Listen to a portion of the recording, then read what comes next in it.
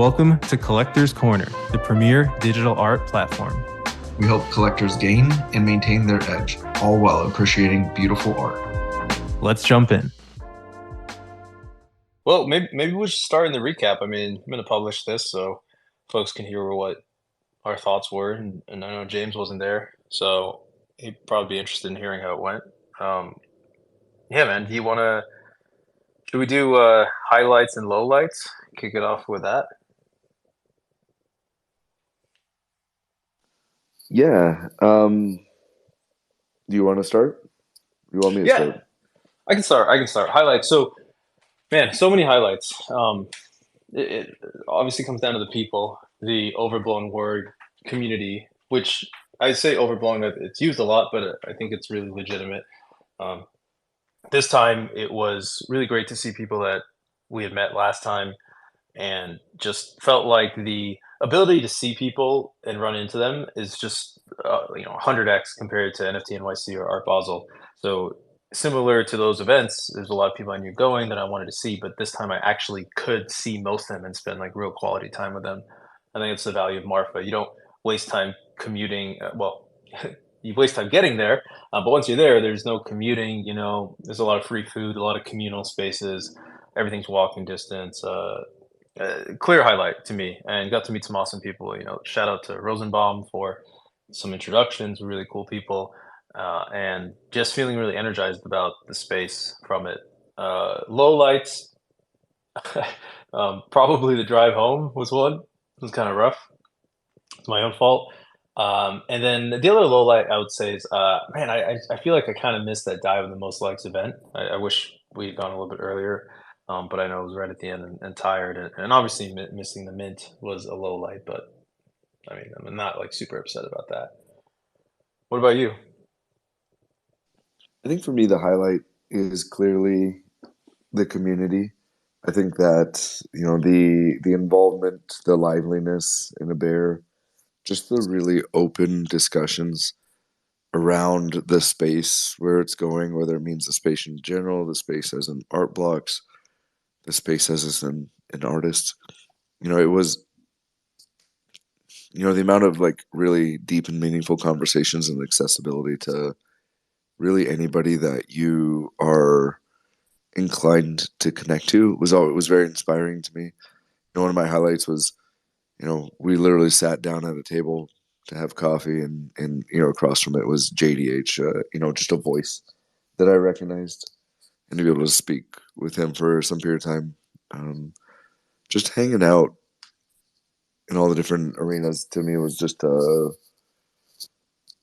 then another highlight for me is really the integration of Glitch into that community. Derek's doing some good work, but to not only like support generative art, but to tackle all the different corners of art in general, like a gallery should be doing, I thought was very impressive. Obviously there's like they kicked it off with the Grand Hune, they ended it with a die with the most likes, and there were just some really incredible panels all along the way. A low light for me was more of a lesson learned. Just freaking mint everything.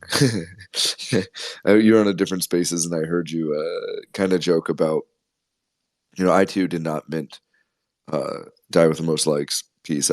When I pulled up the page, there was like 200 or 300 pieces remaining. I figure I'd get it the next day, but we didn't do Marfa Yucca last year, and it was like all these different things are available and no cost. There's no admission, so it's like if you're there, you should be partaking in it, and not just from a financial perspective, but just from a community support. It's just art to me is thriving, and that's what I walked away from it. Our bags may not be up, but overall, art is thriving, and people have a vested and deep interest in art. Yeah. It's we'll talk about the dive the most likes thing really quickly, and why I didn't end up minting it. So we got there a little bit late. Whatever, we're standing outside. The Glitch gallery is pretty small, right? And maybe it has a capacity of like 100 or something like that. And that's like it's packed with 100 people. So a lot of people spill over outside. And some guy comes out and is like, "Hey, I don't know if you guys know, but in the corner of our room, there's a glory hole there, And if you pull out the right ticket, there's 13 like physicals, one of ones that are being given away for the beef Brothkos. So everyone rushes in to try to win one of these. Like or seven had been picked, so there's six remaining. And I reach into the glory hole thing. It's just like whatever, like a paper mache. It's for your hand, right? You put your hand in this glory hole, and you pull out one of these, and I didn't win, right? So I was like, oh, okay, fine, whatever. And all the losers, like the non-winning tickets, had a QR code, and mine was all wet, like somebody had spilled beer on it. I was like, whatever. And it was like a point oh 3 something mint, and I was like, fine, whatever. Like I just honestly didn't think too much of it. And now that's mooning. And so yes, mint everything you can in Marfa, because one of those is probably going to pay for your trip if you do it properly. Um, but hey, by the way, Began, thanks for joining. I'll invite you to speak. And if anybody wants to speak, just like feel free to raise their hand. Began is a friend we met out there. But go ahead, Jared. Yeah, I didn't partake a ton in this, but the Marfa mesh, which for anybody not was a highlight for me. Anybody not familiar with it was, this was Harvey Rayner's almost like social engagement project. I thought it was a really cool way to break the ice. Some people are gamifying it, just trying to scan as much as possible to get a ton of pieces in there. Others were, like me, experiencing a little bit of technical difficulties, so I have a minimalist type approach. But overall, I thought like Harvey is, continuing to push the boundaries of some, an artist who is going to experiment with different mechanics, and it was really cool to take this live data and integrate it through, Harvey's typical algorithm and produce these really wild and unique pieces. So, that to me, if we're really taking a step back and focusing on art, I think it was innovative, and, for Art Blocks putting that all together free of charge for everybody to participate in, I thought was a really, really cool gesture. Yeah, absolutely. And thanks for hopping up, Toth and Rosenbaum. I actually had a question for you, Began. I know this was your first Marfa. 70% of people, this was their first time showing up. So the numbers we heard, about 600 people, 70% of them were the first timers. So let's just call it two-thirds to make the math easy. 200 returners. I think there were around 300 people last year, maybe. So maybe two-thirds returned, and then we get another, so 200 return, another 400 show up. And one thing that we talked about a lot in these art spaces, and the reason why I want to call out Began here is, Began is his first time. I know you are an art collector, Began, but from my perception, you spend more of your time outside of the art world, still within NFTs, but not as necessarily what you talk about. Your crew is not necessarily always the art crew. If that's true, and please correct me if it's wrong, how does your crew feel about art now afterwards, right? Having been to Marfa? I'm just curious if you think that we're going to get some new collectors here through that experience. Yeah, totally. Yeah, I always think about it. I came into like, I guess, NFTs and all this stuff. Has always been like a collectible art nerd. It's just art where you couldn't buy, collectibles you could collect. I can collect sneakers. I cannot collect a Rothko. But then all of a sudden, Web3, you find it, and all of a sudden there's beef Brothkos, and you're like, yes, I can collect. So art is what like first interested me in the space, and that's like the first money I made. I spent on art blocks right away, and art blocks was my actual original crew. We used to mint art blocks back in the day when you would just go on the site. They'd be cheap. You'd mint one. You go, ooh, let me do another. Ooh, I like that one. Let's see a good output. Okay, I think I'm done. Let me go to another, gotcha machine. And it's like that was where we started. And then as metas changed, because I just tell stories. I host live events. We have to talk about new stuff. You just follow where things go. And then all of a sudden it's from, PFPs into GameFi, into fashion, into which I just love following all of those things. And so I feel like along the way, like art is the start of all this world that I feel like we're in. But then like all the other places you're taking through, you pick up people along the way, and some of them like art more than others. Some, you see people all the time. They come in from DeFi and then they say, whoa, this art stuff is super interesting. This becomes more, part of my personality. Maybe not 100%, but part of it. So I think everyone who did come, who was more focused on trading or collecting before outside of art, they're definitely way hyped. And I think they're hyped because they got to interact with people, and it wasn't like pretentious, right? So a lot of us got to actually, the artists weren't pretentious. Snowfro's not pretentious. We're all hanging out and, really interacting with, about our lives and all this other stuff. So I think that makes everyone really bullish, because there's a lot of fear, I think, and I heard this from a ton of people before. Like, I don't know enough about. They're going to quiz me on art blocks. I don't know enough. I got to study my squiggles before I show. Which that's cool. I think it's a good idea. But it's like it's not that what do you call it? Like snobby, right? Art is fun. Art is wacky. Art is about like the Harvey Rayner thing was a super fun, interactive, social thing. That's exactly what all these NFT people are trying to figure out. Obviously, Die with the Most Likes is like pure hilarious degeneracy. That could have been a Goblin Town party. That's like better than a Goblin Town party, right? So I think showing people that these worlds are similar is definitely helpful. I mean, I think if you go there and aren't more bullish on art and artists, like you must have stayed in your room. Like, how did you didn't interact with it? Rant over. Yeah, no, that's actually a really great perspective. By the way, another highlight was getting to know Began a little bit more. Your insights are actually really, really incredible.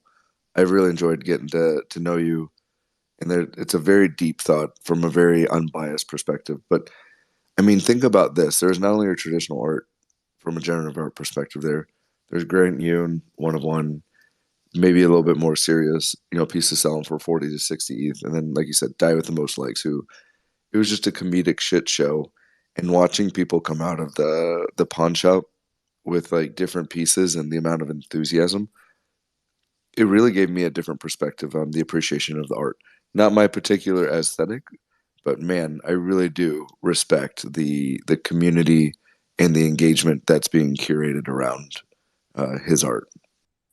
I think one thing that you hear a lot of people, it's funny. I thought I came up with the original idea. I'm on the way back home, I'm reflecting, and I'm like, man, it's like the Burning Man of generative art. And then everyone's like, well, everyone says, and I'm like, damn it, I thought I was original. But like one thing that made me actually feel that way is this idea of like creating your own world. And that's the cool thing about art blocks, going to Marfa and having this house and having this space. And it's like, boom, they've created, you go out there, there's art on the walls.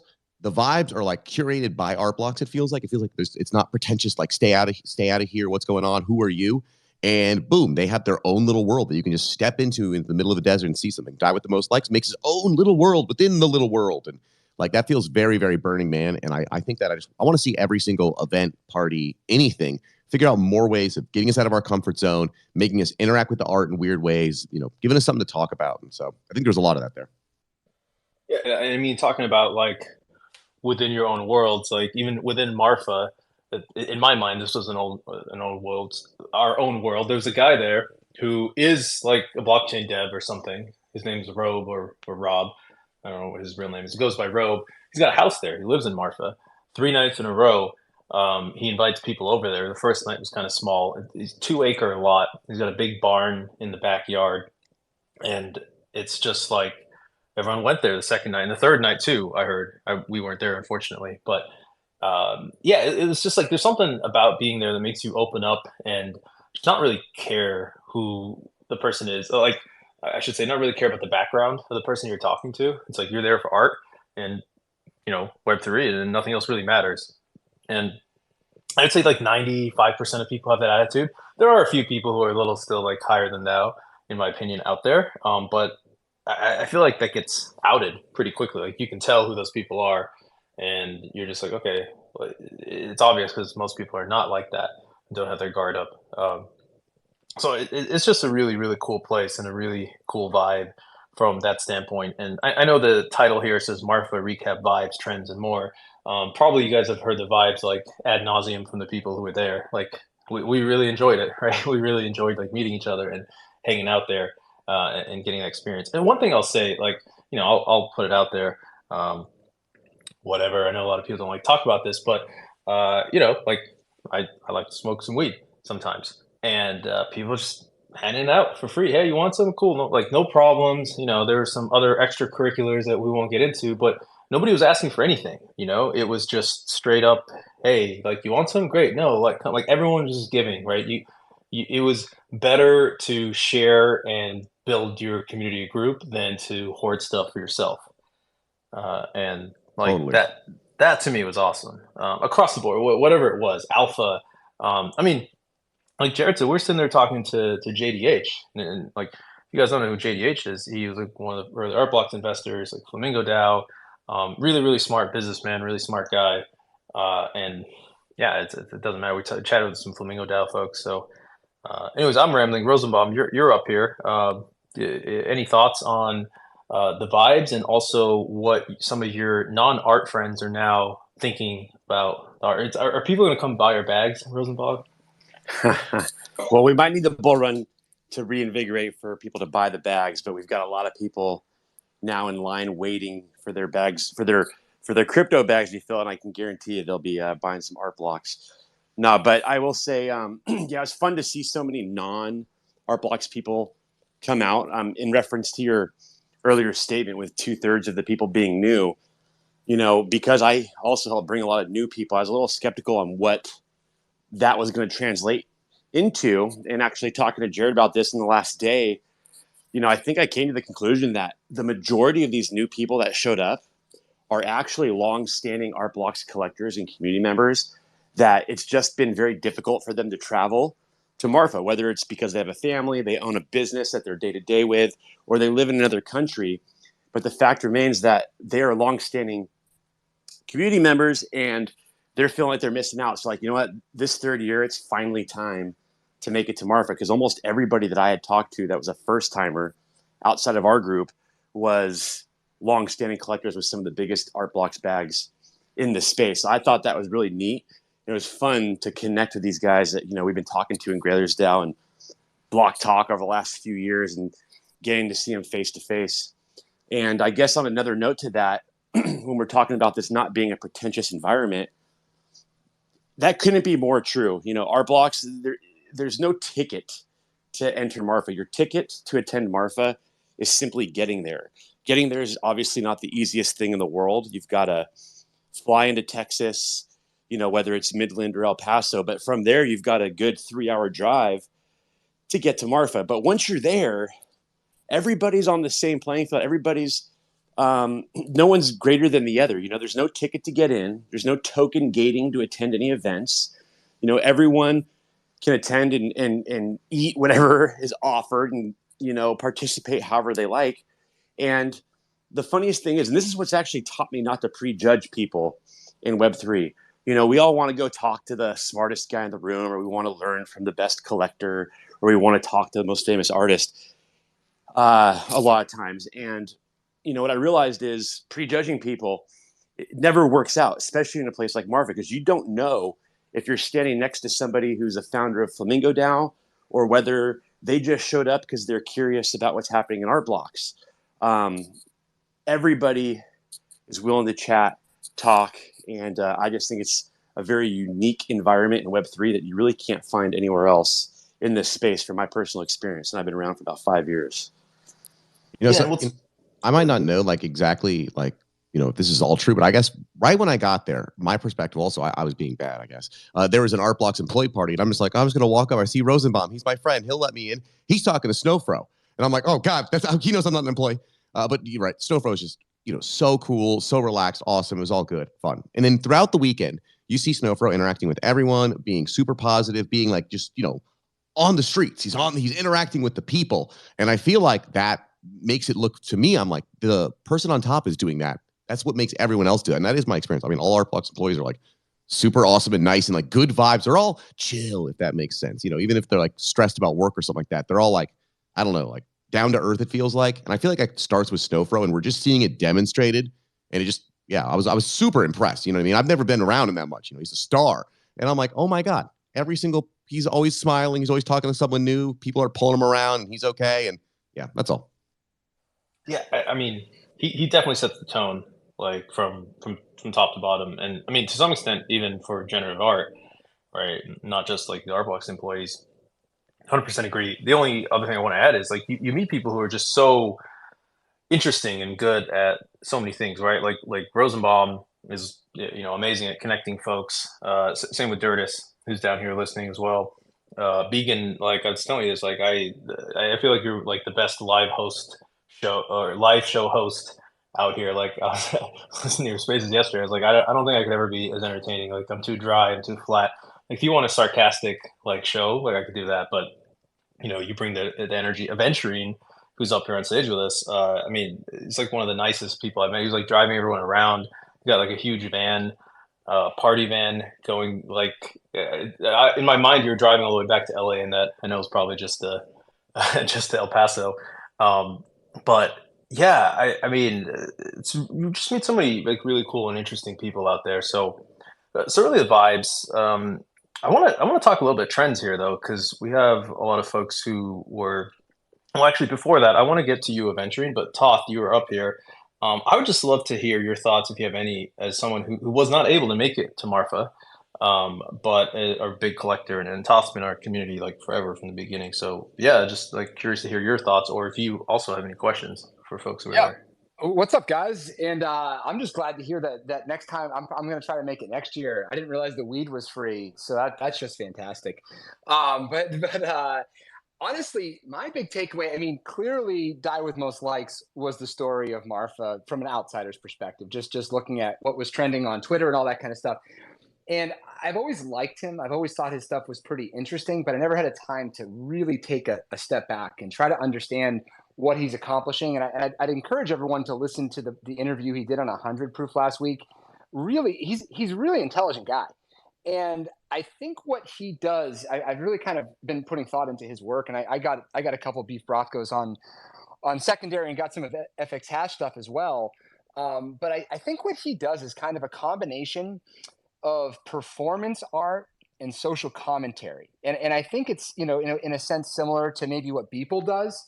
But I think this is a really hard thing to do. And very few people are able to do this in a non-cynical and, judgmental way. Because I kind of like, I've always kind of been turned off by pop art because I think the artist is almost separating themselves from the culture that they're kind of making commentary on.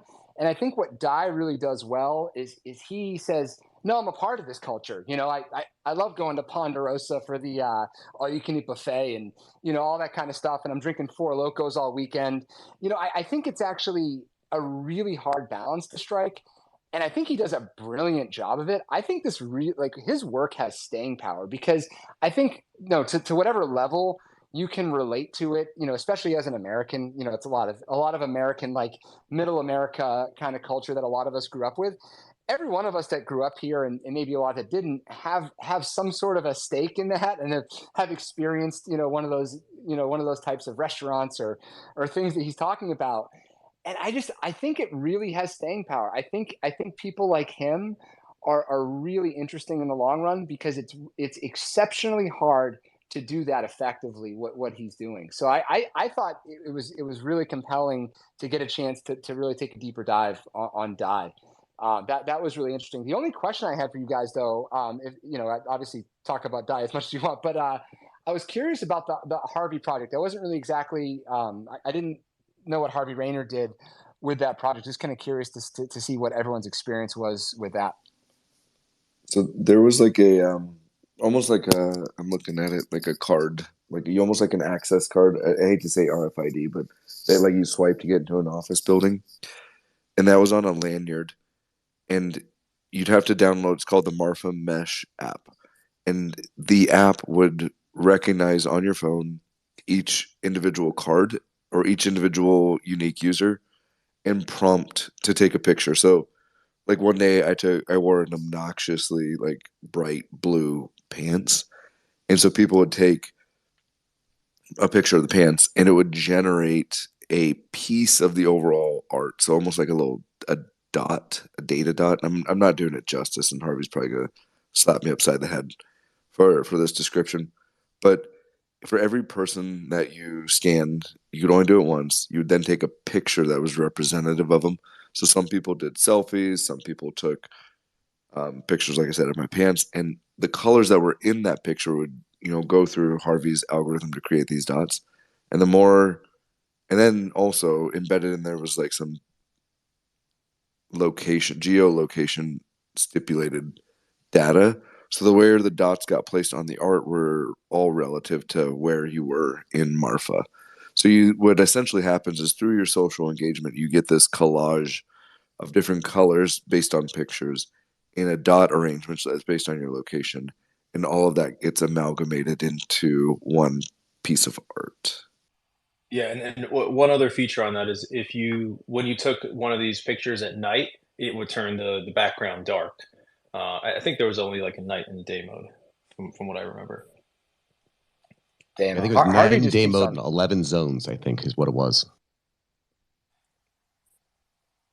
Yeah. The zones corresponded to the different like number of vertical stripes you could have. So there were 11 different geolocations. If you hit all of those, you would get 11 vertical stripes with different colors on your piece. I think I only get like 3 or 4, to be honest. I got kind of lazy about it.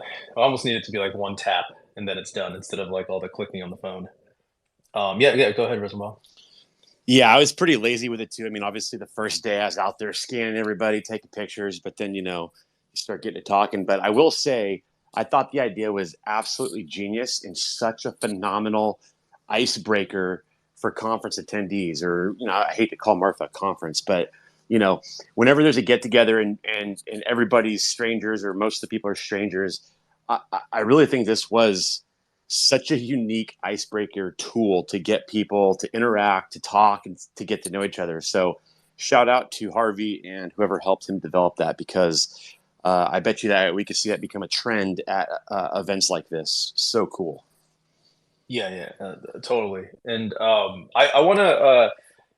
Speaking of trends, I'm just curious it's something that's been on my mind, and I want to get Aventurine up here too. So Aventurine is part of the 9 DCC team, and I know G Money is like a huge art blocks collector. We got to meet Frank D Gods. He came in from the LA crew. Sounds like he's an art blocks collector. And I'm just wondering, like, these guys are sort of the heads of these like massive organizations, and Zeneca, who was there as well, or kind of like the leaders of these big communities, if you will. And it doesn't seem like to me that a lot of folks in their communities are collecting art. So I'm curious, eventually, like, is that correct? If you're able to comment on that within like the 9 DCC community, and what do you think it'll take to bridge? Because I don't know, I just, maybe I'm wrong, but it seems like D God's community, they really love Frank, and if Frank starts saying, hey, like, here you can learn about art blocks, and here's like how you can collect some art, I feel like they could convert a bunch of people over. It's intimidating because there's so much behind it. But I'm wondering, like, why hasn't that happened yet? Or maybe I'm missing something. So anyways, I'd love to hear your thoughts on that, Venturing, and then anything else, of course, about the weekend that you want to talk about. Yeah, for sure. Yeah, and I think that's an interesting topic, because I think this is a problem, across the whole space. I mean, when you kind of just deep dive into the numbers a little bit, I mean, we're still deep in this like bear market. So it's pretty interesting to like look around this weekend at Marfa and just see like hundreds of people, everywhere walking around. You have like Rolling Stone pushing articles that, NFTs are dead, 99% of NFTs are down. And but then you like go to a panel in Marfa and there's like 400 people in a room and there's like almost no seats open to sit there and like watch what's going on. But this whole topic of like people collecting art, I mean, I think, it's just one of those things that in the type of market that we're in, if things aren't priced really, really, really low, nobody's like participating in anything right now. So it seems things have kind of split up where, you have the like art collectors, the art blocks collectors that are still, slowly collecting and doing their own thing. And then you have community members that type of art is still a little bit out of reach. So what I thought's been interesting during this bear market is actually the like prohibition coming into the market. And I think like that has really sort of helped push, people who wouldn't usually collect art, start collecting art. I mean, I think at this point, when it comes to like the art and craft, the art and craft that had recently released, I mean, I think it's at a 0.01 price point, and I think they just crossed like 27,000 mints. And I'm not sure like how many unique people actually minted a art and craft, but I mean, it just goes to show that at the current point in time, I mean, these like higher price point artworks are like really hard to get out there into the general public. But it was really cool seeing people like Frank come out. I mean, you also had people like Thread Guy and Leap make their way out there as well. And, I think it's just going to be one of those things that these founders of big projects and stuff like that, I think as their community members start seeing, them out there at these events, it'll help push the community to look a little bit farther than, just what they're doing like within a PFP type of project. So, it'll be interesting to see what happens next year. In a way, I'm actually a teeny bit worried because, I think like as more and more people are seeing what's going on, I mean, I wouldn't be surprised if, the number gets pushed from 600 to like almost 1,000 people next year. And it'll be interesting to see like what happens when, you get 1,000 people going to this small town, because what's interesting, and I think what's so special about Marfa is that most events throughout the year, I mean, all these really big conventions, NFT NYC, NFT LA, the blockchain events, Korea, like all, even Art Basel, I mean, all these different locations are in these gigantic cities, and all the events are spread over such a wide area. Like people don't end up crossing paths with each other. And I actually think that this is also what's kind of special about something like VCon, which Gary Vee has done, I think, twice now. And, with that one, you're in like a stadium. So what's kind of interesting, sort of the same dynamic as Marfa, is you end up almost seeing every single person that attends out there over that couple of day period. And I think that's what's so special about being able to network people and meet with people, is that it's not token gated. Like the biggest artists, the biggest founders are walking around, like just like Rosenbaum said, with like everybody else. So, I mean, I think, I think it'll be interesting to see what happens next year. I mean, like, who knows? But I know for me, Marfa is always like one of the most special things. I always tell people that if I had a choice of going to like one thing throughout the entire year, it would definitely be Marfa. So that's what I got on that. That's amazing. Totally agree with everything you're saying, and your point about the community, people being price sensitive. Like I totally get that, and it's something I think about a lot. Because one of the first guests that we had when we were really small was Zeneca, and he's a huge deal. He's like, yeah, of course, I love art blocks. I'll be on there. And we were also a little bit like not sure why he didn't seem to talk about art blocks. I guess he does talk about it with his community, but why that wasn't translating as much. But I'll put that topic aside. And maybe we'll come back. I got a couple extra quick opinions. Yeah, because I've been thinking about this a lot too. Like I'm in a bunch of different communities. I definitely am like I'm pretty hyped up on arts. When people talk to me, I end up like selling them on some stuff. And so when I see different people's reactions, and I feel like one thing that art blocks has, like, well, not just art blocks, but art in general, is what are the crossover points that the different communities make? So, for instance, 9DC is a good example where we see a lot of people wear 9DC who are big art blocks collectors. I saw tons of hats this weekend and shirts this weekend. You also have people who are just like degens, fashion people. You know what I mean? People like a bunch of Clonex people are going to wear it, right? A bunch of apes are going to wear it. And those are like different communities. And it's like what we need to see is like, what is the biggest branding of art blocks? It really is like a squiggle. So it's like when you do the squiggle 90cc hat, then a bunch of people go, oh, cool. Oh, you can special ones if you have a squiggle. Oh, whoa, that's a huge flex. That makes more sense to me. Well, let me learn more about squiggles.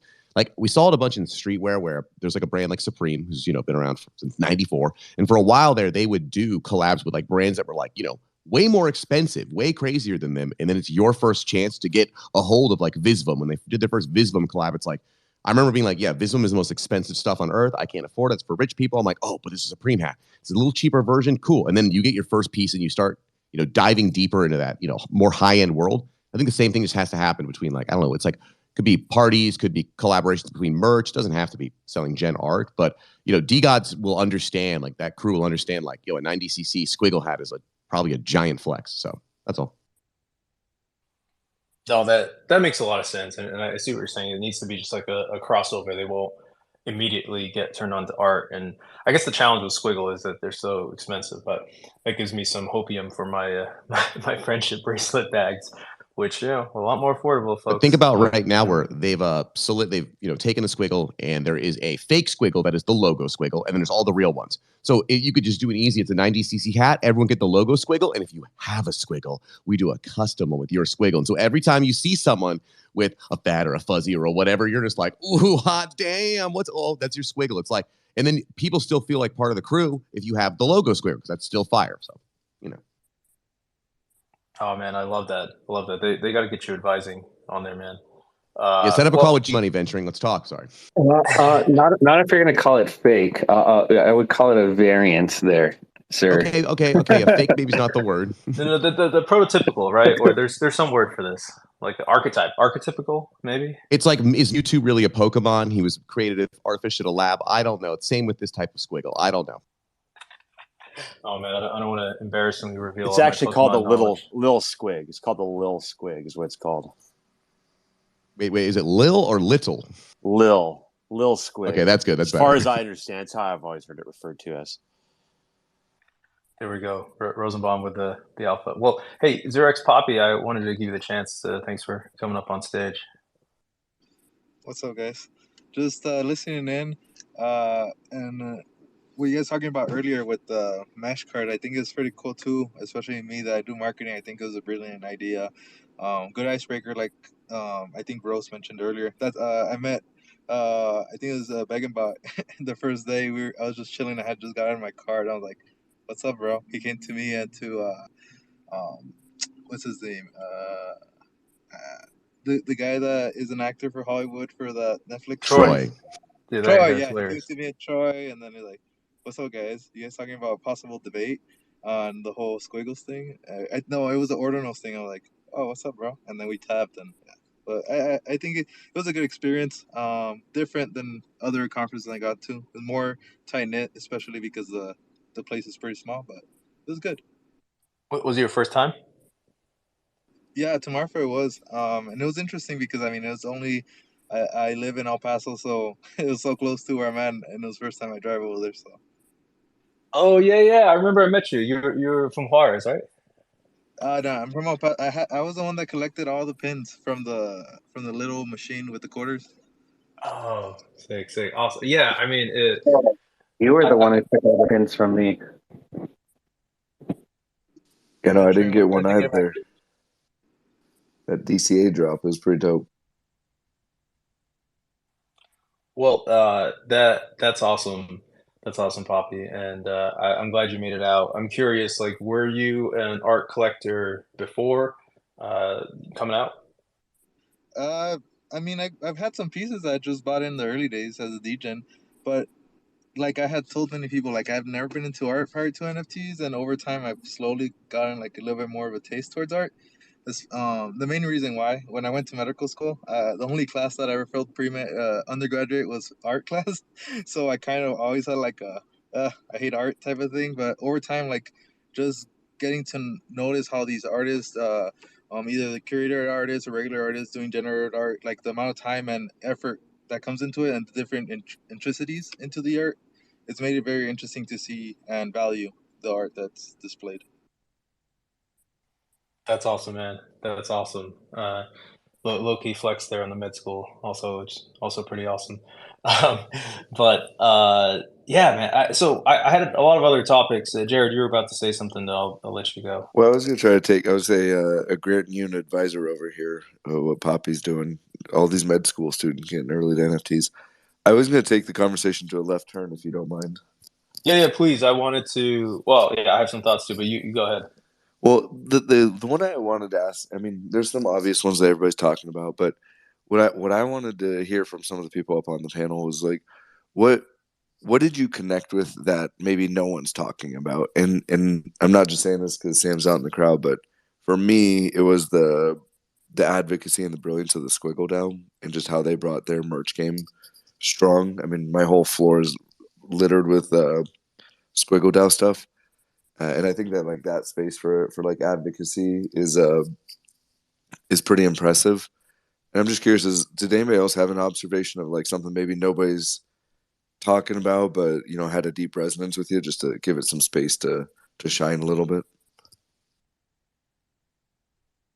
I mean, I think I'll jump in real quick if that's all right. Because I mean, it goes along the same lines of what you're talking about, and I really think it is interesting to see like how much people are more pushing into this like physical realm. I mean, last year they did not have like this big building where they had a bunch of artists that were doing almost like their own little activations, and it was cool to see jumping into a big room, like people with like embroidery machines, people with like plotters out there, and like a lot of like different merch, and people were talking a lot about generative physicals. So it was like really cool to like see that there's been this big kind of shift over the last year into like artists wanting to do a lot of stuff in the physical realm. Yeah, absolutely, totally agree. Toph, go ahead.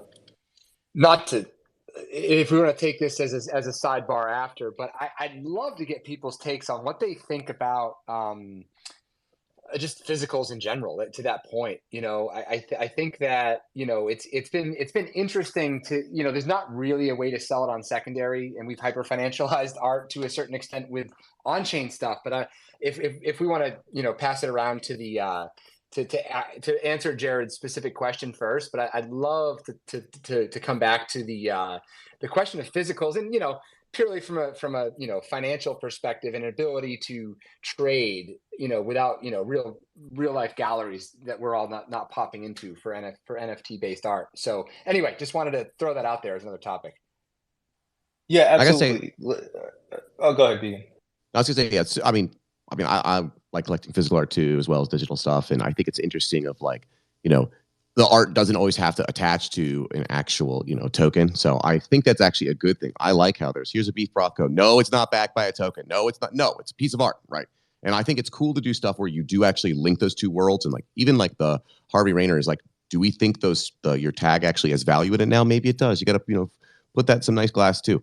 But I think it's just cool for artists to be dropping physicals that are like simpler for friends. Like I feel like a lot of artists gave out art this week, and it is physicals by them, and it's important because you interact with them, and it's not these giant, huge one-off pieces. And those are like beautiful things to add to our collections because they're stories. They all have memories. It's not I went into a gallery and I go, oh, I can only afford the smallest die with the most likes. It's like, no, I traded a case of Monster Energy drink, and I got this physical here, and you can't get it because you have to be at these weird things. So I really liked it. I liked how loose it was. I like how people weren't like selling all the physicals to people, were like acquiring them in different ways. So just general thoughts.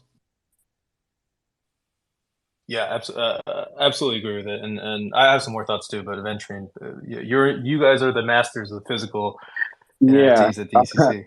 Yeah, I mean, this is just like such a cool topic because for those that didn't know, those Marfa mesh cards were actually powered by IYK, who's also the same NFC company that 90cc uses, and all of our products as well. And I think one of the main issues that's always gone on between this bridge of the physical and digital is that nobody's really been able to solve until now, and I'll really try hard not to shill too hard on this, but nobody's really fixed the issue of being able to marry the digital with the physical. And from my knowledge of what I know now, IYK is the only company that's really been able to do that with their NFC technology.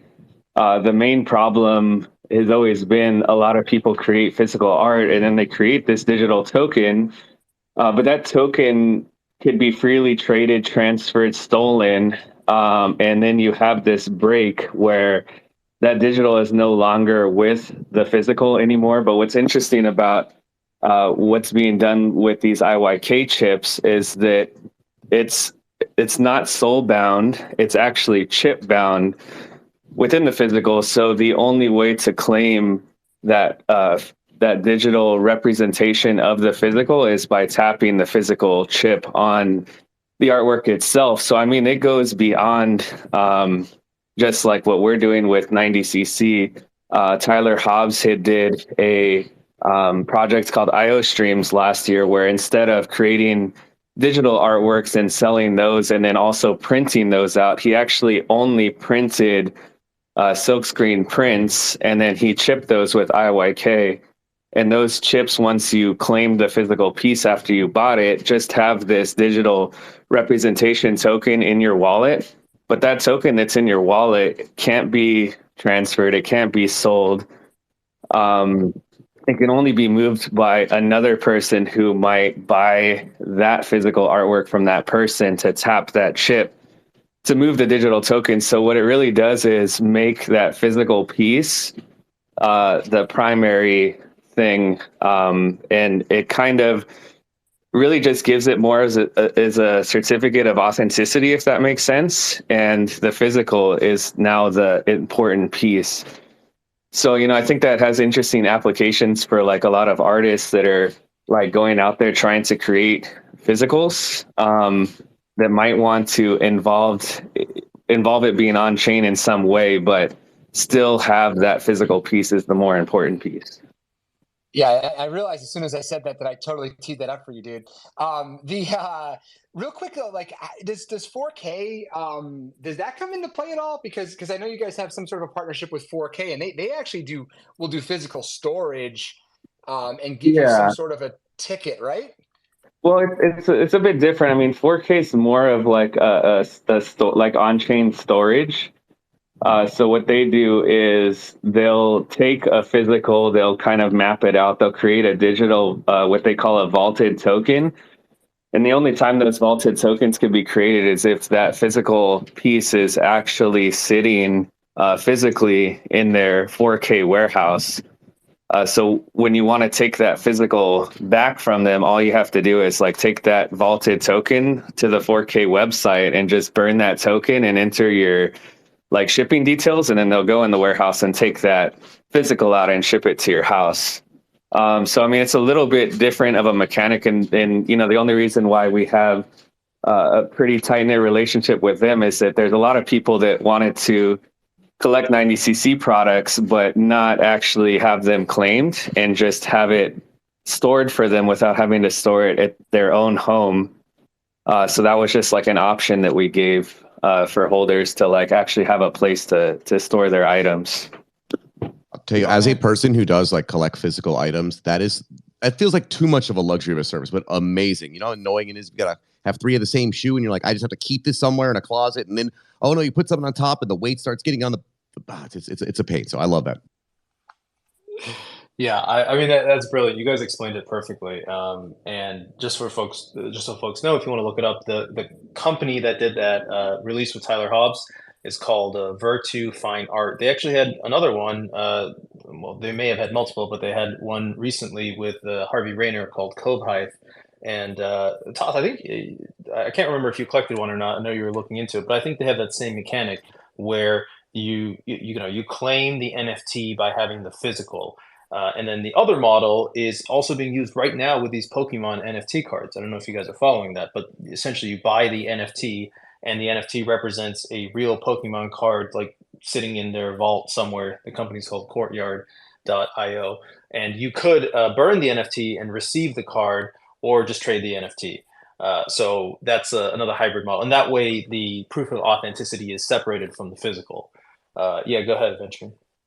Yeah, sorry, I keep jumping in here. The only other thing that I was going to add, like a little bit more of a complexity level to this as well, is that a lot of things that are vaulted physically, like within 4K and a lot of these other companies, is you have that same dynamic of being able to use that token in a way that you couldn't do in real life. So what we've seen a lot, and I think there's been a couple of posts that have been pushed out there by companies like Arcade, where people are taking those 4K tokens that are like a vaulted Rolex, for example, and they're like going on to loan platforms like Arcade and actually like taking loans out on their like physical collectibles. I think that was like something really unique to really how it's entered into the Web3 space, where it's really hard to do that in real life with Web2. Like you'd have to take that Rolex to a physical location. They'd have to appraise it, and then you could maybe take a loan out, and you might have to like give that Rolex to them as like collateral. But to be able to do that digitally, like really easily with a token without really any uh, now I can't say the word, intermediaries, people in between to like work those deals is really kind of cool. I think I'm Yeah. gonna be. Oh, go ahead, Toth. I Yeah, was real just quick. gonna say, Jared, you shouldn't have said that, Venture. Jared's gonna lever up his watch collection now. The but this is like when I saw that because I'm a community member for Admit One. When I saw how smooth the 4K experience was and what they're doing, if they can scale that, they could be the biggest company in the entire NFT space, like legitimately, because of all the permutations that could come out of that, including today what you see with free ports with art, where literally people hold in tax shelters their artwork. This could be an application for. There's so many things they could do if they can scale. That I mean, I was just blown away when I saw that. And thank you, Aventurine, for really breaking it down on a more granular level. Yeah, for sure. Yeah, I think like 4K and definitely like IYK as well are like set up to be like huge players. I mean, IYK could be going into galleries all over the world right now and saying, "Hey, let me just like slap an NFC chip on every single artwork in your gallery. The token can't be transferred; it can only be moved if we sell it." And then you could sort of turn the whole museum on chain just with an NFC chip being added to the artwork. And I mean, it doesn't have to be physically attached to the artwork itself. I mean, we've seen those NFC chips, chipped into like physical cards of authenticity as well. So it's like really cool what they can do themselves as well. I mean, the innovation in the space is so cool. I love it, and I'm gonna go back to Jared's question, where he was asking us, what was something that maybe hasn't really been talked about in Marfa that surprised us, and I'm gonna go, and I want to throw it over to Corporate Trash, who joined us up on stage. But I have a few of these, Jared, but one thing that I noticed is it felt like there were more like non Web3 people who were there and they were having a good time, right? Like we got a chance to hang out with Jordan Lyle, the Prohibition Art founder, and his wife, and she was great. And it just felt like, I felt like I could bring my wife here now because before it was just like too nerdy, too much, and now it felt like there's at least enough significant others there that they wouldn't hate me for dragging them out there.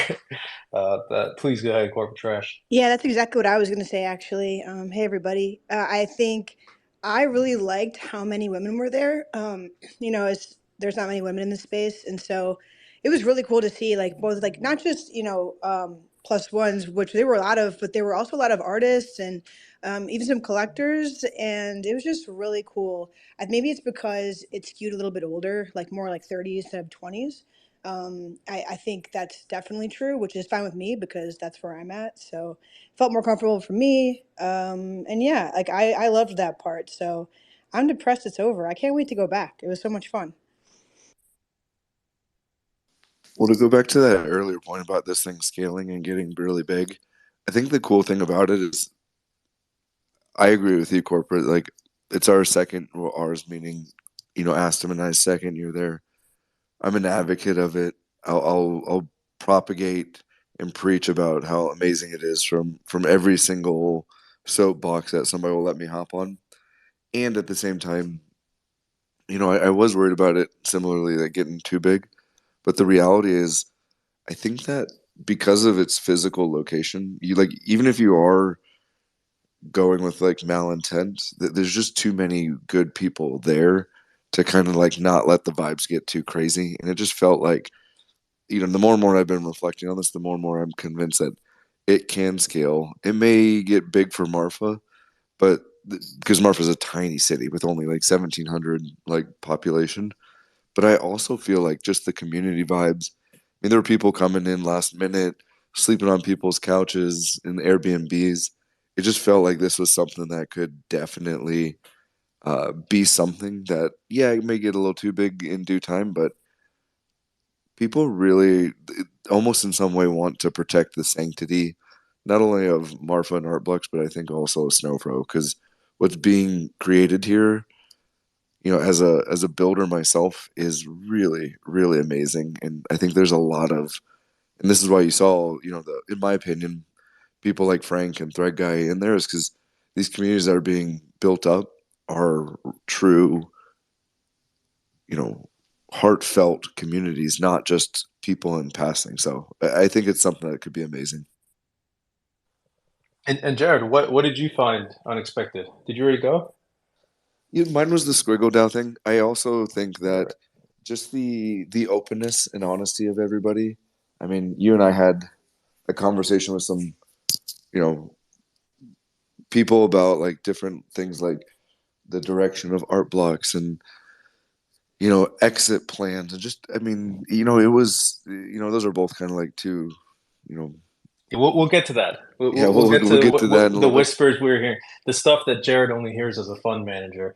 That's No, that's but the real alpha. it's But like the thing that nobody's talking about. I mean, Sam's down in the crowd, but like the like major investors, like you're literally you can be rubbing elbows with somebody who shares same passion for art, but at the same time, the concentration of builders, like you and I had dinner with Jordan that one night, just by itself, like even running into Began and the crew, like these are things that I would have never ran in or gone into Marfa thinking like this is what I need to do. I need to network with these specific people, but just serendipitously, we're all building something in Web3, and to be around like-minded people is really amazing. yeah, and that was a perfect segue actually, because we have a builder who just joined us on stage. Thanks for coming, Nicole. If folks are not familiar, Nicole is running Vertical Crypto Art, founder of Vertical Crypto Art, and they had an exhibition, FemGen, female generative artists, that was there. And actually, I'm going to show you for a second. That exhibition, the works are now being sold I believe right now. Certainly, the one I was paying most attention to, Pixelated Perceptions by Amy Kusano. I think I said her name right. But anyways, Nicole, thanks for coming up. It was awesome to meet you. Anything unexpected that you want to share for Marfa, and anything else about your experience there? Yeah, thank you. Yeah, no, I think I echo everything that has been said so far. Sorry.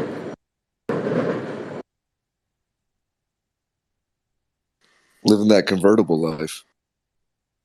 I'm in a car, so there's a little bit of noise. But yeah, I think I echo everything that's been said so far. I think honestly, what makes to me it was my first time. I had a lot of friends that went last year. Obviously, I'm very close to the Art Blocks community and to Eric. I'm actually on the curatorial board as well for Art Blocks. So I feel very deeply about everything that Art Blocks does, and I think you really already see and can feel the energy of Art Blocks just by hanging on the Discord, that it's just something different from other communities within Web3. But I think going there, you really understand how the focus is very much on the artists, the way that it's built, the workshops, the talks, the kind of the hangouts are really built around getting to know the artist craft and enabling collectors, curators, whoever, the community as a whole,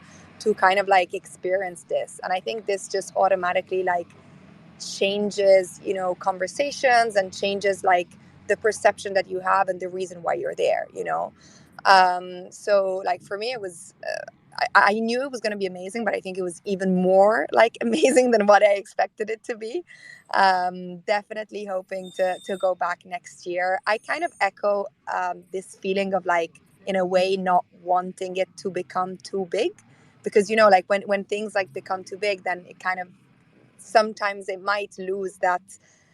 I don't know, to me, it felt like I was at summer camp, you're at summer camp with your friends, and then you kind of leave and you're really sad, and you go back home and you have blues from summer camp because everything is so close. You walk around everywhere, you're meeting people, and when you have breakfast, you're meeting people when you have lunch. The town of Marfa really presents itself super well to host something like this as well. So I hope it kind of, in a way, not it's not doesn't get too big, because I do want people to really experience what we all did over this weekend, but in a way keep that, I don't know, kind of home family feeling, which I think is really special, and the reason why we all enjoyed it and are still here kind of 3-4 days later talking about it. Yeah, no, that we just got to put it like even harder to get to. It's got to be even harder to get to next year, and then we'll keep filtering out for the people who really want to be there. Uh, one other thing that I wanted to put out there that I noticed that was a little unexpected, and I guess I don't really think about this, especially because we're online, but in person, it was a really diverse crowd, like very, very diverse. I met people from all sorts of backgrounds, and it didn't even matter. It's kind of like you start talking about art and whatever, and they're like, oh, like you're from, this was one. This was amazing. I don't know if you guys met this guy, but there was a guy who.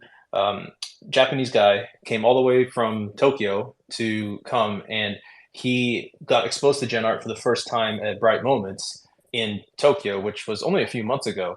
And man, I wish I got his contact info, but apparently also cool. This guy's family has made kimonos for 300 years. Like that's the business they're in, the kimono building business. And yeah, I just thought that was awesome. Like, but diversity like across the board. You know, ethnic, gender, whatever, and thought that was like really cool. I think What about what? I'm sorry. Go ahead. I think something that was also really interesting for me was how like there was a lot of not only focus on art, but just like how generative art can power a lot of like other verticals and like industries. So fashion obviously was like, you know, the biggest kind of like um, the biggest conversation, as well with tribute brand and drop and merch that had their talk. I think it was Friday, if I remember correctly.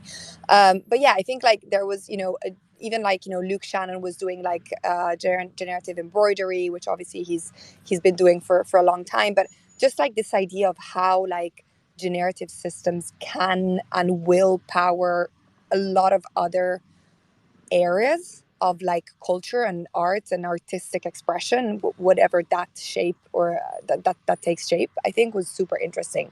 And probably, you know, it's something that will trickle down into what we're going to see even within, you know, the art blocks kind of like wider community as well. Well, it's funny you bring this up because I had interviewed or done an interview with Kevin Rose and for the Squiggle DAO, and he mentioned how his daughters, you know, his daughters will talk about in the future how they thought that it was silly that nobody or we would all wear the same T-shirt, and there wasn't this like unique individualism, and that was a really good point.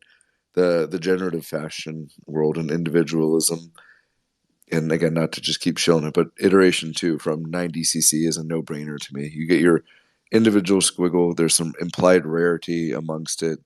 I mean, I think that there is something, you know, Aston and I talk about Rosenbaum's Fidenza shoes. I mean, there's just so much application on this and uniqueness and different avenues for artists that I walked away thinking that was one of the most potentially, I'll call it, industry changing portions, but not only just from like it'd be dope to have all this cool fashion, but to me, it was really about the advancement and spreading of the generative art world, and almost in a point where people would subconsciously be able to be red pilled because they're getting this unique one of X piece, and it's something that is inherently beautiful because the algorithm is beautiful in its own sense. Yeah, totally. I mean, it's such a cool concept, right? And the first time I collected generative art, I was like, oh, this is mine. It's unique, and that feels really special. And why doesn't that apply to other things that we do? And obviously, there's going to be some like manufacturing challenges that need to be overcome. But with I mean, it's going that way anyways with like modular manufacturing, 3D printing, etc. I actually saw this thing on Twitter. I've been sharing it with people where there's a 3D printing chocolate machine. So apparently they spent 9 years making this. If you just like Google Twitter 3D printing chocolate, and it's, you know, like the instructions for that come from somewhere, right? So why couldn't that be generative, right? You get your exact shape or at some point perhaps composition of chocolate, you know, like how much dark versus white versus like milk. Anyways, I have a big sweet tooth, as you can probably tell, so like think about this kind of stuff a lot. But like I mean, why not? Like, it could be interesting. I mean, you could have that unique formulation of food that nobody else ever, it may not ever exist again, right? Like that meal, because it was like created generatively. I think that's really interesting and cool. And I mean, if we want to go like really deep, where could this go? Like, let's say you go into healthcare and you get like a medication generated for you that is like the exact mix of what you need for your specific situation, your weight and your size, and blah blah blah. Right? We kind of like force these all into one bucket. But there's no reason that it. I mean, it's a manufacturing and cost issue. But once those are solved, like there's no reason it couldn't be this way. And I mean that's. Anyways, so I'll stop rambling on that. Vegan, I you unmuted a few times. Like, love to hear what you guys got on your mind. Well, yeah, it's funny. You guys were mentioning because I'm probably gonna butcher the name. I'm really bad with names, but I believe it's Awu was who was his fam, or he's like worked for Hoso, which I'm saying wrong too.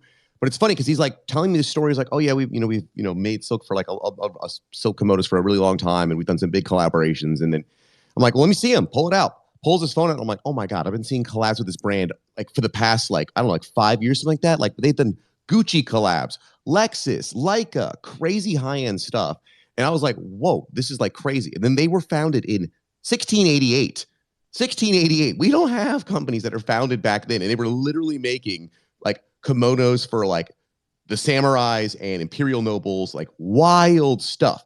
And then he's exploring generative art and like, what does that look like? And like actually doing stuff where you would actually, generate something and then do a custom making of a like one of a kind silk kimono, like over the top, amazing luxury. And it's just super, super interesting to see, like, that's the oldest company that's in Gen Art right now, right? Like if they're exploring it, it's wild. And their collab with Gucci, the purses they made, it looks like an Art Blocks piece. I swear, I could totally see a bunch of variations happening from them. So it's super, super fun conversation. And that was one of the ones that was had, I think it was the last night at the after party, just the random after party house near the Techno Barn. Hey, I work for a 300-year-old silk company. Can I show you my, and he was asking too, can I show you what I'm working on and give me an opinion? So another great person to meet. Hilarious. Yeah, so it was so cool. And actually, here's a question. I got to throw it out there. Here's a question for you all. And first, mate, I know you popped up here, saw some 90cc in your profile, so maybe you have some first thoughts on this. What is going to come first, right? Like, let's say we get Fidenza prints on kimonos, right? Let's just use this example. Like, are people going to start liking Fidenzas because they see those prints on the kimono, or do they need to know Fidenza's pattern ahead of time in order to want the kimono, right? It's a little bit of a chicken and the egg problem. And I actually am thinking about this also in the context of the Pudgy Penguins news being in a Walmart, which like it's amazing they're in Walmarts. It's like fantastic progress, but I'm kind of like, well, who's going to buy them? Like who even knows what that is? Who's, walking to a Walmart in Iowa or something like that. So yeah, like I don't know if you have any thoughts on this first, mate. Like if we do get some of these generative art, like beautiful art patterns on works, does the demand come just because they're beautiful, or do we need to educate folks on, hey, this is actually an artwork first? For sure. The reason we raised our hand was to step in where Begin actually did, because that was Awu who had the family business making kimonos, and you can look him up. It's Awu Chen. I'm very curious about Aventurine's perspective on this actually, because he's so deep into 90cc and Admit One. I think generally at this point it kind of seems like distribution is a pretty key bottleneck. And so I'd wonder, if they make a Fidenza kimono, I think it's kind of a product that's an upsell to fans of kimonos. I wouldn't think that it's necessarily intended to get people who might not be interested in kimonos interested in them, if that makes sense. Yeah, totally. And I guess, I'd like to think that you probably need a little bit of storytelling, right? For someone who's not aware of what Fidenzas are, to say, hey, this is, one of the top, whatever pieces or patterns, collections in this space, and that's why it's interesting. But yeah, I would love to hear anyone else's thoughts on that if you have them, and I'd love to hear from Praveen, who just joined on stage as well. But why don't you go first, Aventurine, just on this topic? I was just going to say it's really cool because I just saw that he popped up down in the audience. So I don't know, maybe if he wanted to speak or whatnot, that would be really cool. But yeah, I think like 90cc as a company, we're definitely like out there exploring different things. I think that was one of like the main reasons that G Money headed out to like Korea Blockchain Week a couple of weeks back, and I was out there with him, and Luckily enough, that same week was the fashion week out there in Korea as well. So we had headed down to like a fashion show out there and hung around and kind of broke off from the whole blockchain week and sort of spent a little bit of time out there talking with people out there in Korea. So, I mean, we're very interested in talking with, people all over the world when it comes to any kind of fashion. I mean, it's huge in Japan. Fashion's huge in Korea. So, yeah, I'll stop there.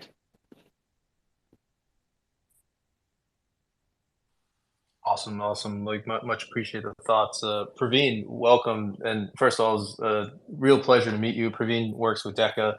He's a super awesome guy. Yeah, man. Anything unexpected from Marfa that people aren't really talking about that you want to share? And how was your overall experience?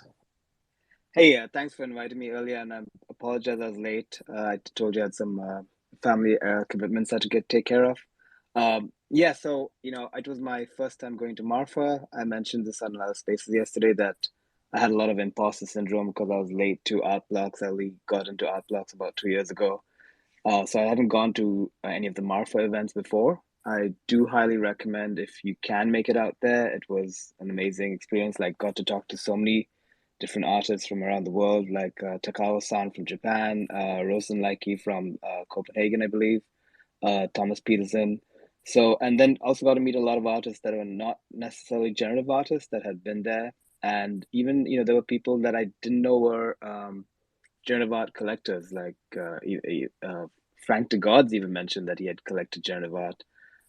So it was quite a great experience. I resonate with that feeling that it does feel like the early stages of what people say when they went for Coachella or Burning Man, and then you get worried that you want these events to get more global recognition. At the same time, it's going to lose that small, more intimate feeling. But I would, if you get a chance to go for this next year, I would highly recommend it. We're trying to make sure the entire Deco team comes out next year now, because I just thought it was an incredible experience. Like, without us having to do an event or anything, just for us to all be there and get to meet other collectors, artists, enjoyers. Another thing surprising for me from that event, I'm sorry I'm rambling, was I met a lot of artists that weren't on Twitter, that don't have MetaMask, and they just came and like hung out and talked about art, and it was an incredible experience. And I see Awu's also in the audience, and I had pinned up one of his tweets up above. So yeah, that's about it. I appreciate you sharing that about the imposter syndrome, because I think that's can be intimidating. Here we are talking about connecting with all these like amazing collectors and this and that, but the reality is like most, if not, I'll just say the majority of people are probably newer in those last 2 years. Not a lot of people had the luxury of minting Fidenzas, or if they did, and they'd go back in hindsight and in history and mint a hell of a lot more. But I mean, your point of having the courage to go out there, I would really encourage more people to do it, because it's just a really, really amazing community. I won't speak for P, but when we started doing, Collector's Corner, I had the same imposter syndrome talking about it. But, just connecting with more people, all it does is give you more and more confidence about what we're doing. And that's actually a point I wanted to make earlier that I somehow skimmed over. Is a lot of this, as much as it's amazing, we're all singing the song of how great art is. I had a reminder that like we're all still early, right? So if you're having FOMO that you weren't there, or feel like you missed the boat, I remind myself that we're still relatively early. I mean, throughout all my travels, I wore a squiggle hat, I wore a squiggle Dow shirt, and nobody once stopped and said, "Cool squiggle hat." Not that I needed the affirmation, and nobody even stopped to say, "What the hell is that weird thing on your hat?" Right?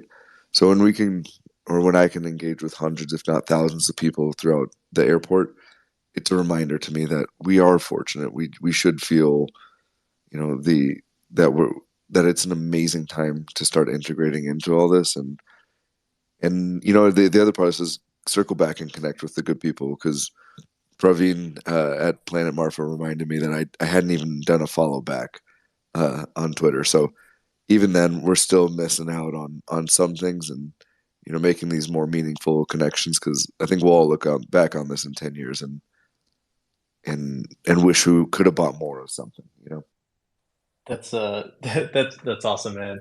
Jared's like wondering why he didn't automatically get bumped up to first class with his squiggle hat. He's like, "You guys realize this is a Yeah, hyper bold, yeah. I very have a rare." rare squiggle hat. Do you guys not understand who I am? Yeah, yeah, totally. Abu, thanks for coming up, man. I want to let Toph and Nicole go since they raised their hands, but we'll get to you right afterwards. Excited to have you up on stage. Yeah, yeah. I guess JPOS, you're gonna get like now boarding all active military service and Squiggle Dot members when you get on planes now. But really quick, Praveen's point about seeing some folks that were just on Instagram. It's really interesting because it kind of brought back a memory of Art Basel last year, and actually my iteration 1 and 2 90cc t-shirts to continue with the shill. Those were a real big conversation starter for traditional artists. Like people were seeing all of us idiots scanning each other's t-shirts with our phones, and you're like, what are those guys doing? And so it really started a lot of conversations with traditional artists. Just out of curiosity, if we could take like a quick poll, what percentage of the people in Marfa do y'all think were like, we're maybe don't even ever have a MetaMask wallet or a Twitter account or something like that? Like people that were truly, interested in art, but not really in this ecosystem.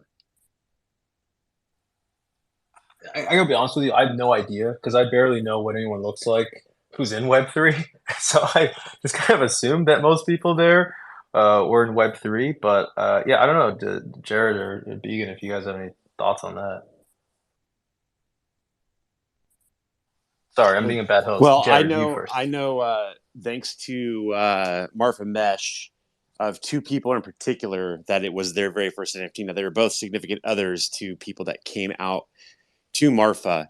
So obviously they're, I guess, NFT collectors ancillary through their significant other. But yeah, this was their very first NFT, which means they had to download their first MetaMask wallet. So kudos to them. And then I also know there was some Ordinals folks out there that are heavy in the Bitcoin world and are very unfamiliar with MetaMask and the operations of Ethereum that also downloaded MetaMask for the first time. So I can count you 3 for you that I know for sure.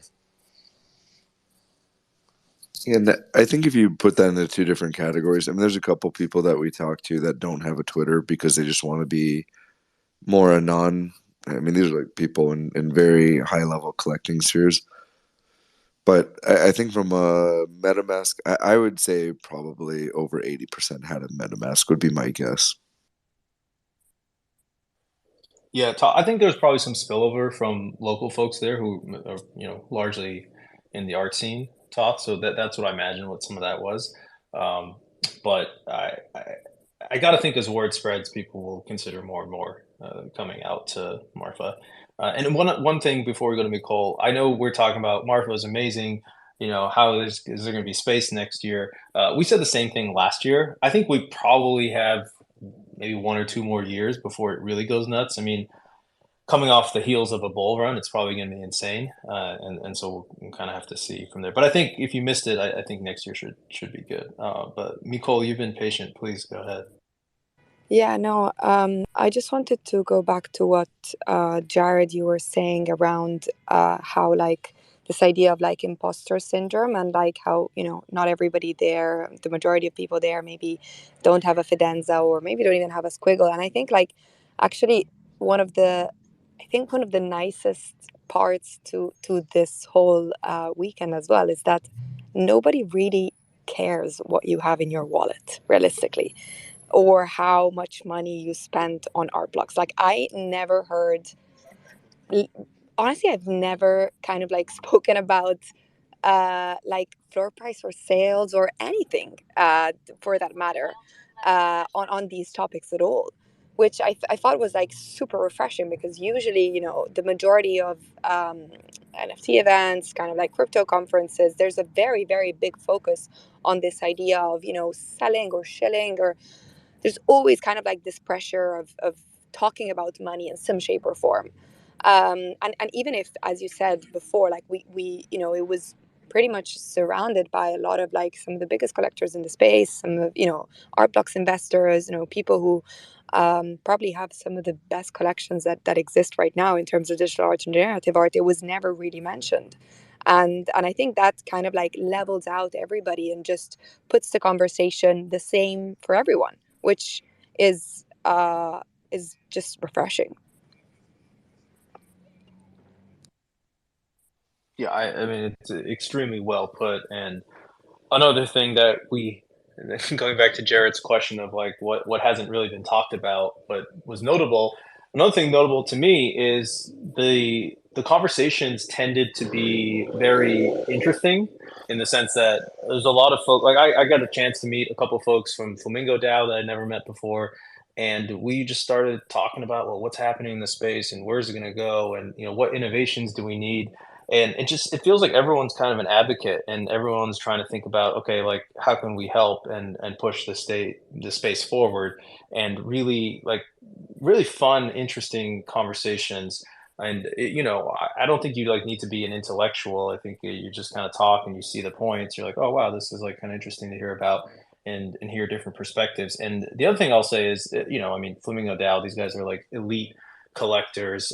They're in my mind, like they're kind of like on a pedestal. It's like, wow, like I wish I could be like that. And to be able to chat with somebody who you have put up on a pedestal and then make you feel like, oh, we're all on the same level. I mean, that's just really, really nice. And they want to hear your opinion, etc. And I think that kind of intellectual curiosity and openness permeates certainly the Gen Art space in Web3, but it was very much present there out in Marfa. It was really refreshing.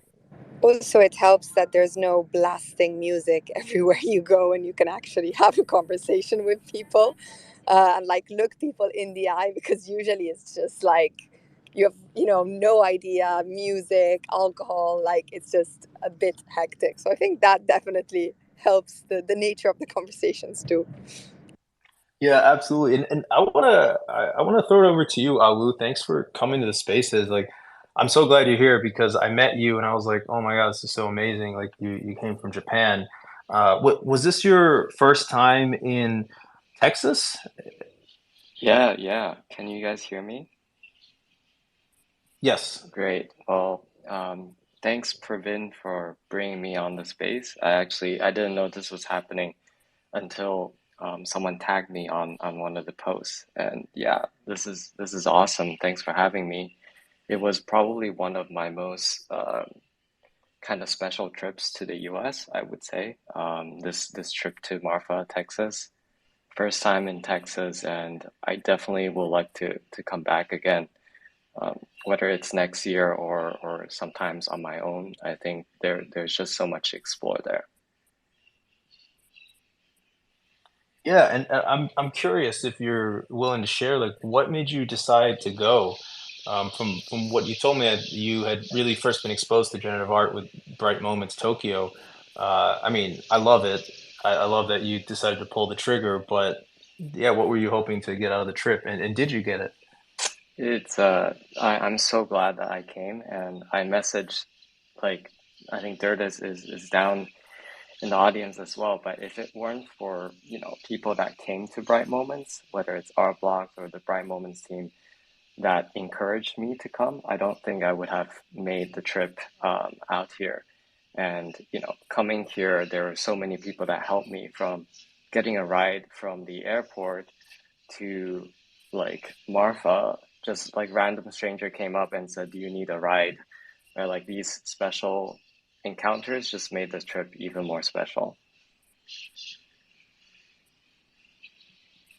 Amazing, amazing. Well, I have a million questions for you. Would love to open up for anybody else if they have any questions for Awu. I'll just kick one off. Are we going to see some squiggle kimonos? Is that in the cards in the future? That would be incredible, and I think a lot of the people that I was able to talk to were, genuinely interested in craft and in kind of what that represents. Whether it's the history, the provenance. I think there's so much similarities between traditional craft and what we're seeing on generative art. So I would definitely love to explore all the possibilities. Yeah, yeah, totally. Rosenbaum, you got to show me your Fidenza shoes. Like that might like that. That's amazing. Tough, go ahead, and anyone else, like feel free to jump in. Yeah, I would welcome. I was curious, who are your favorite Japanese artists in the digital space? And I think Shunsuke Takawa was there Yes. as well. I'm not sure if you had a chance to connect with him, but I've collected some of his work. But just curious, who are some of your favorite artists? Takao-san is definitely up there in terms of someone that is always a mentor for me. And this Bright Moments wasn't even last year, it was like this May was like my first time interacting with generative art. And if it weren't for the existing communities in Japan, I don't think I would be able to level up so quickly and to be able to actually make sense out of all the different conversations that people were having.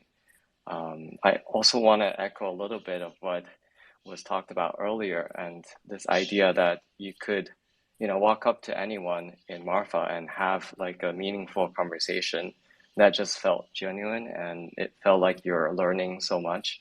I don't think I've had that experience anywhere else.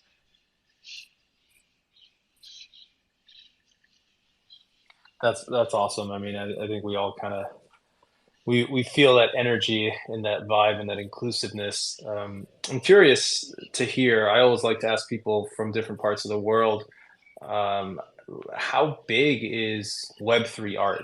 It's just not just generative art, but how big is Web3 art in Japan? And since you've been involved, does it seem like it's been growing? Absolutely. I think it was Seth or Joy Ito-san from Bright Moments who talked about how Japan was saved from the boom and bust of the crypto market because of the regulation that the government kind of put in place.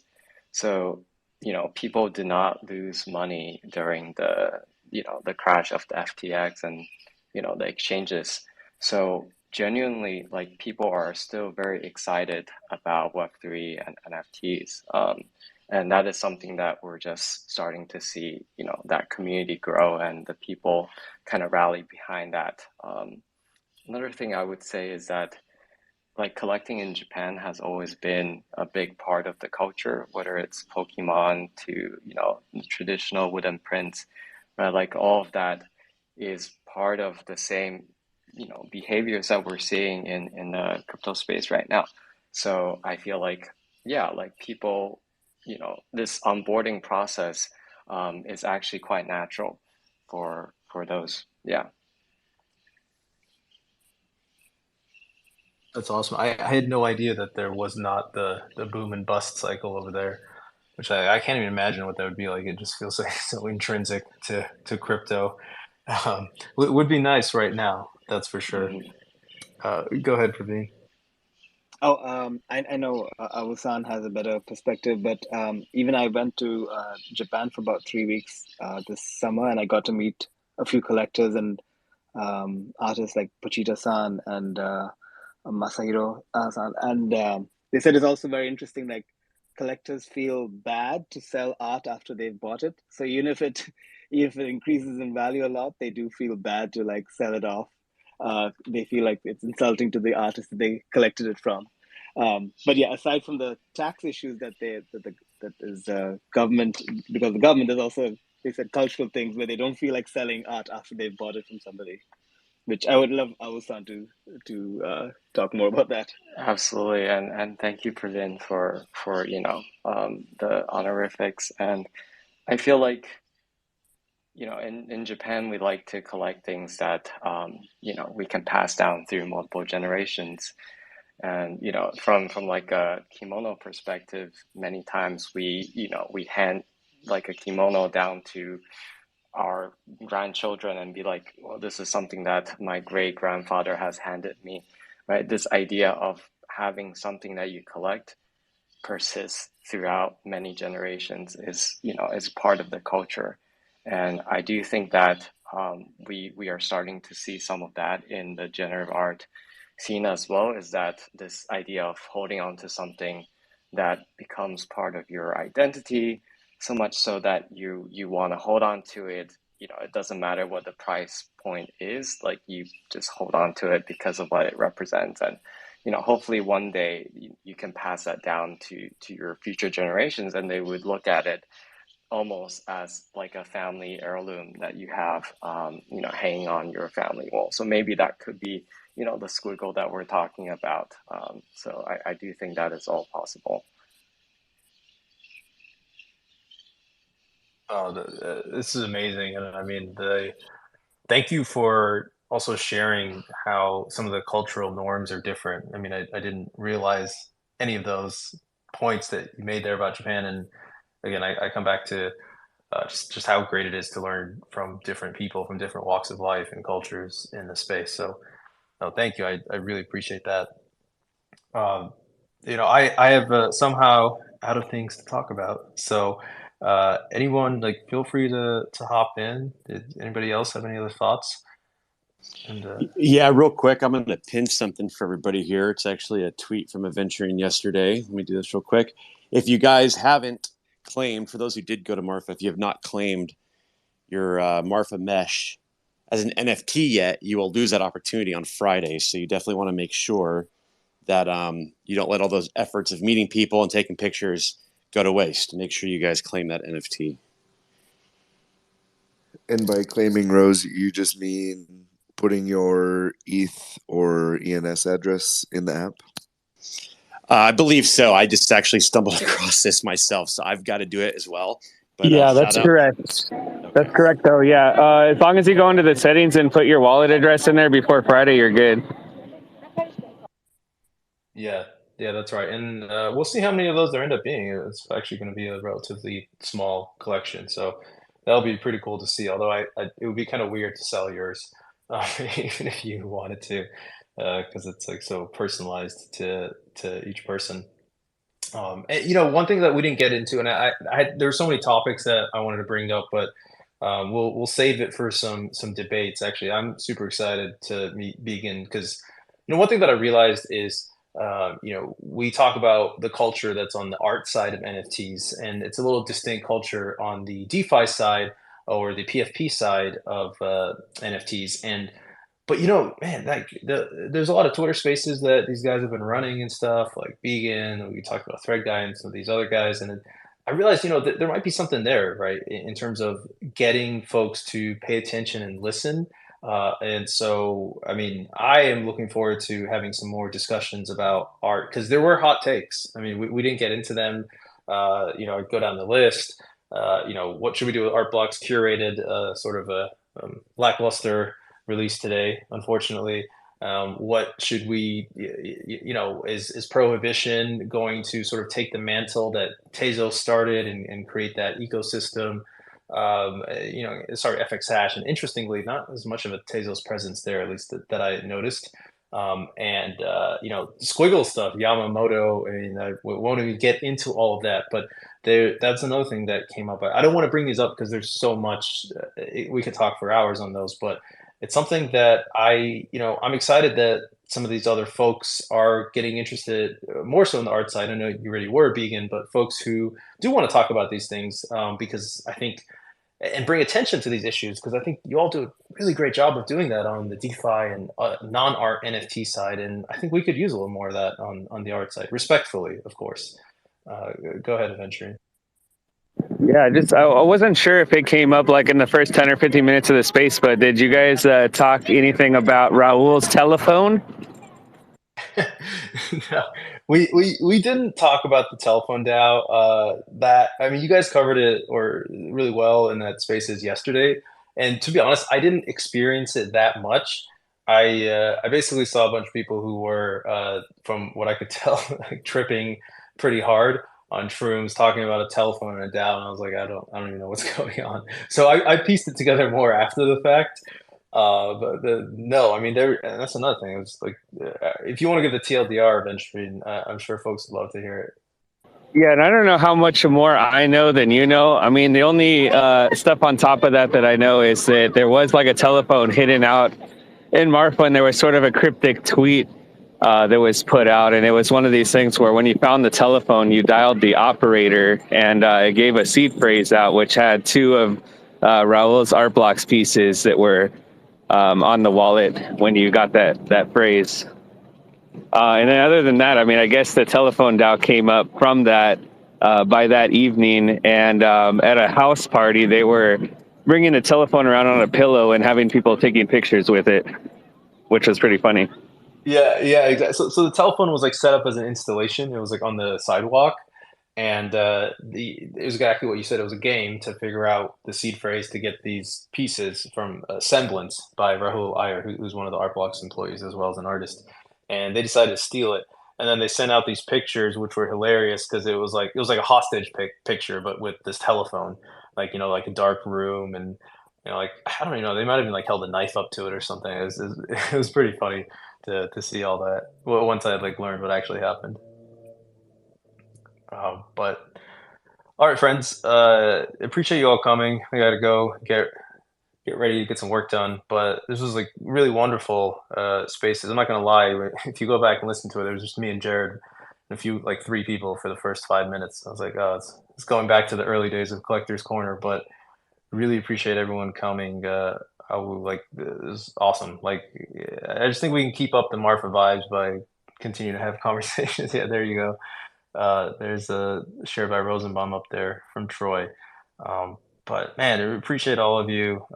Thanks for tuning in, and yeah, we'll do this again soon. Thank you, everybody. It's good to go down this memory lane.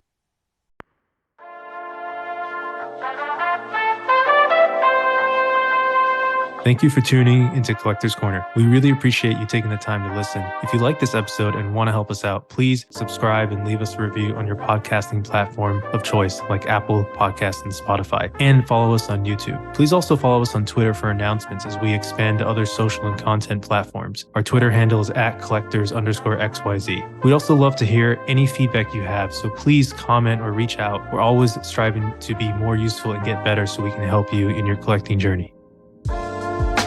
The Collector's Corner team and their guests are not registered investment advisors. All views expressed on this podcast are personal opinions and are not specific inducements to make particular investments or investment strategies and should not be relied upon for investment decisions. This show is solely for informational and entertainment purposes only. Before making any financial decisions, please consult a professional.